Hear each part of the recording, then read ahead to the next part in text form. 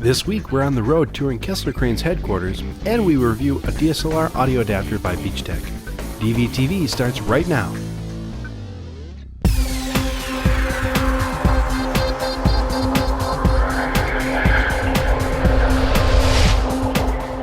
This episode is made possible in part by Blackbird Camera Stabilizer, designed to be easy to use with great performance. Special Camera Service, the DSLR Professional. Small HD, the world's smallest high-definition monitors. CheesyCam.com, the latest gear reviews and DIY video and photo projects.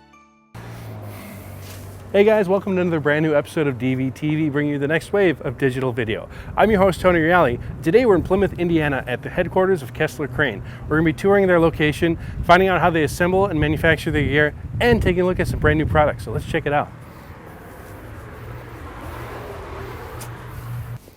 Hey Eric, thanks for having us. No problem. Thanks for coming, Tony. Great. Well, you know, I'm really impressed with your facility so far. You guys got just a great design to it, and that kind of just expresses that professionalism that you guys always carry through in your products. Tell me a little bit about your history, how you guys started off. Yeah, you know, it was just supposed to be for side money, actually, a little bit of extra money. My previous company, when I sold it, my marketing guy exposed me to the world of filmmaking. He was an independent filmmaker, and I was working on a project with him just for fun. And we got to the point where we needed a crane, so he asked me to build one for him, knowing my background with some, you know, engineering fabrication. So we did that, and worked well. And I never finished the film project with him. That's where I kind of broke off and went off and started doing cranes. And I had no idea we were going to make a legitimate job out of this. It was just supposed to be helping him out, a couple of his buddies building a few of these things, making a couple bucks until I figured out, you know, what I was going to do next. Mm-hmm. That was pretty much how it got started. Awesome. Well, you know, I've followed a lot of your history, as a lot of people have, and when I finally get to the point where I could save up my pennies and get a jib, I knew that I was going to definitely invest in the Kessler Crane. But you guys have a lot of products. You're not just crane manufacturers. You do tons of motion control. So can you show us some of that lineup?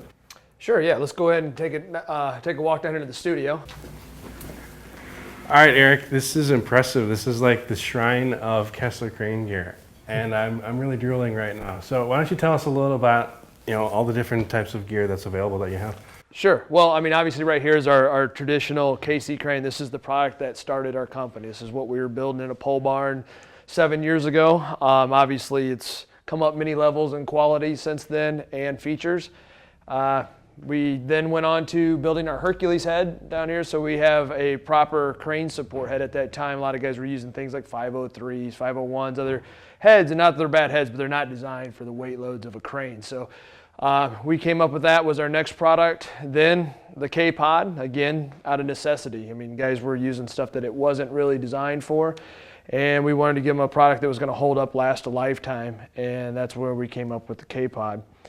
After that, we did, you know, like the Flex Track system for the K-Pod to give them some more versatility, so they didn't have to buy a whole nother dolly system. They can just throw on some bits and pieces and have a device that did another job for them.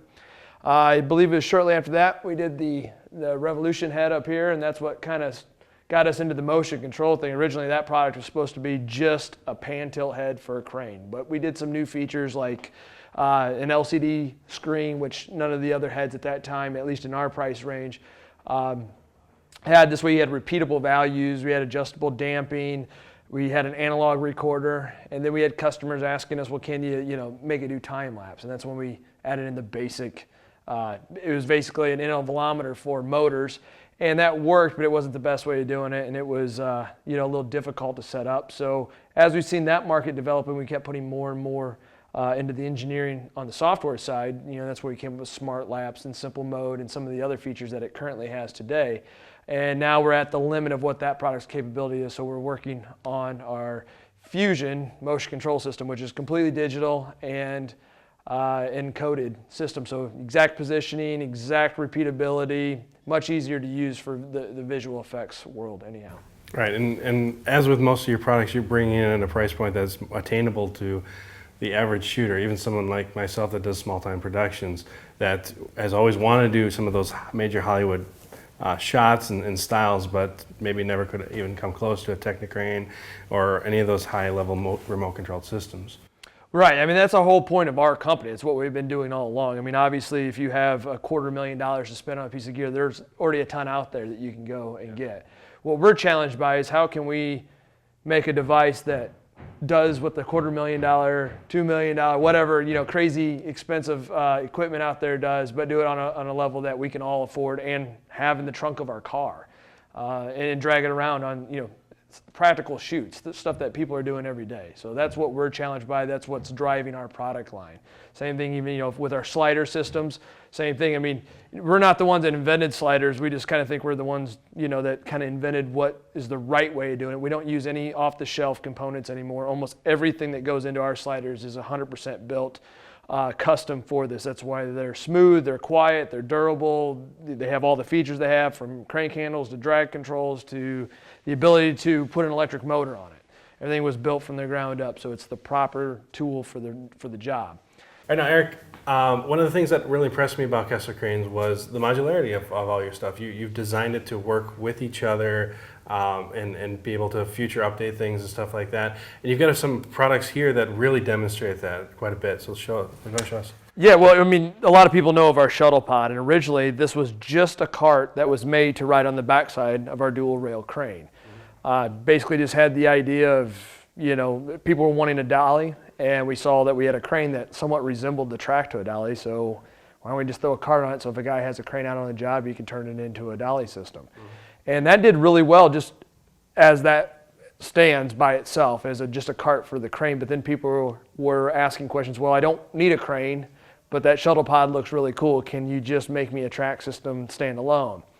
And so then that's when it kind of spun off as its own product. Now it still works with our crane if you own one as a track, you know, to use the crane as a track system, but now it's its own standalone product that can be expanded indefinitely. We have everything from these very simple end mounts to the outrigger feet system. We now have the grabber wheel, so you can run this guy vertically or upside down, pretty much do anything you want with it. Great. Now, you've been showing us stuff that you currently have available. You even talked about the Fusion control system that's going to be coming out soon. Do you have any other new products that are coming out? We have a ton. I mean, our whiteboard, we have a whiteboard in the engineering room of all the ideas and stuff that we want to do. Currently, I would say that there's at least 4 to 5 other products that are standalone product families that we're working on currently. Some of that stuff I can't really talk about right now, but will be coming out hopefully over this next, you know, kind of sporadically over the next year. We do have a ton of products coming out to support the Fusion motion control system. We have everything from different gearboxes to the different bracketing systems to build devices out of it. Motion control cranes. I mean, you know, everything built off that platform. And that's a project that's going to take probably years to complete.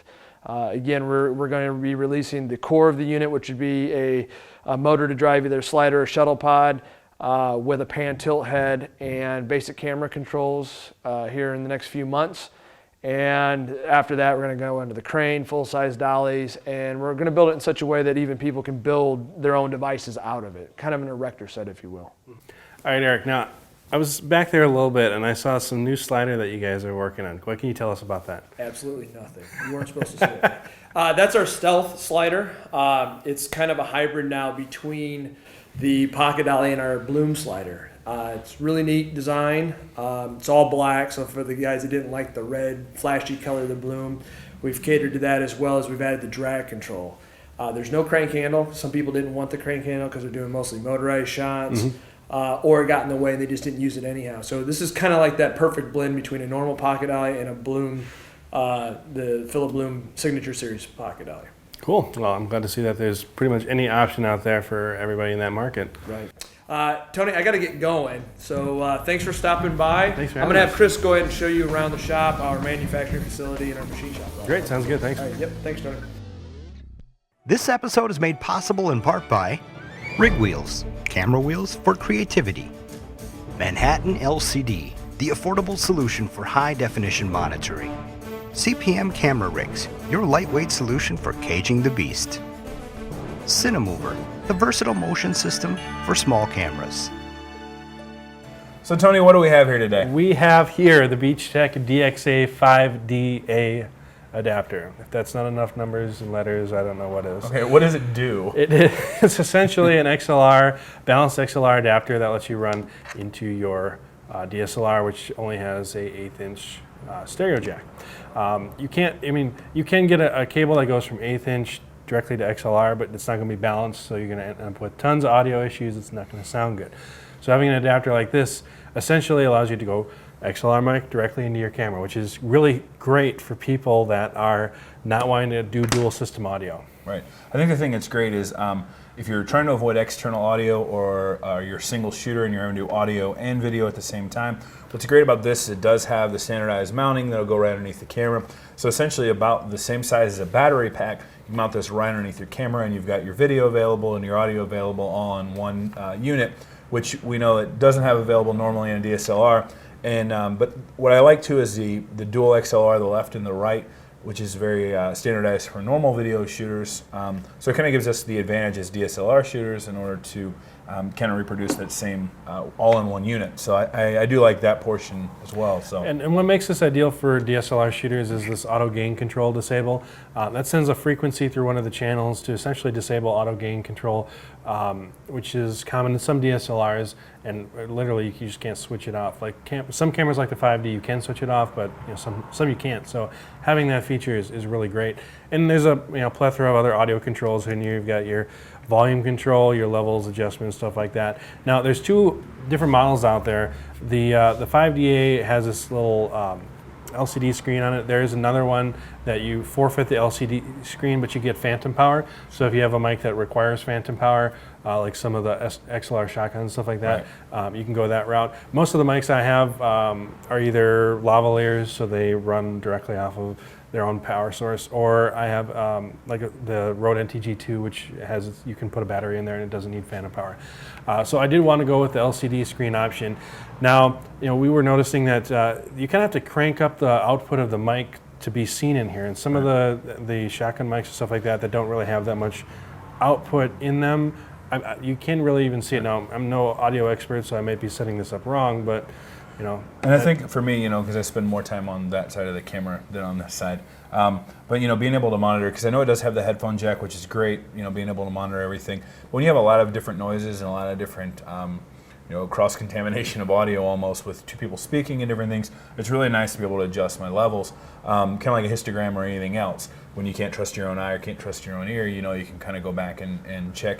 So that was the thing that was kind of a little bit of a bummer, is I like being able to monitor my audio and know if I'm peaking, even if it doesn't sound like I am, and kind of going that direction. So right. So it does work, but it doesn't work with every mic to be visual on there. So that's just one thing that we noticed. But now at the end of the day, is this a great investment to make? I would say yes, if you're a run and gun shooter that doesn't want to deal with dual system audio, getting software like Pluralize or something like that. I think it's a great option for that. But the 5D and most DSLRs don't have a very robust audio capture source. So if you're doing something professional and you want the best possible audio quality, I'm still going to have to lean to either a Zoom or a Tascam as your main audio capture. Yeah, because especially with the external audio, it has that just a maximum capacity, and it really, the quality is pretty substantial. And I think that's the thing, you can touch on, especially with the run of the gun type shooter, or someone who's trying not to have to sync audio and different things. It is a nice solution. So it just kind of depends on the individual. I mean, for us, we use both. We used this on a shoot recently because it was a little more convenient with what we were shooting. So overall, I think it's pretty good tool. So right. I used it for Video Business 101 too, when I was recording lots and lots of video and audio, and I didn't want to have to sync it up later. I didn't want to have to worry about that. I just ran the audio directly into the camera. It worked really well for that. So great investment, great tool to have in your kit. Awesome. Thanks, Tony. Yep. Chris, how's it going? Hey, Tony. How you doing? Good. All right. So I just had the chance to interact with Eric. He was showing us your products, but you guys manufacture everything here pretty much, and right. You've got all these high standards of stuff. And you got some really cool machines that build it. So why don't you take us through that entire process? Show us how these great tools are made. Okay, let's go back to the machine shop. Cool.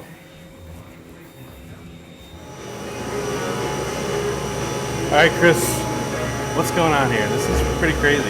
Yeah, this is one of our CNC mills, and we're actually working on our all-terrain outrigger machine.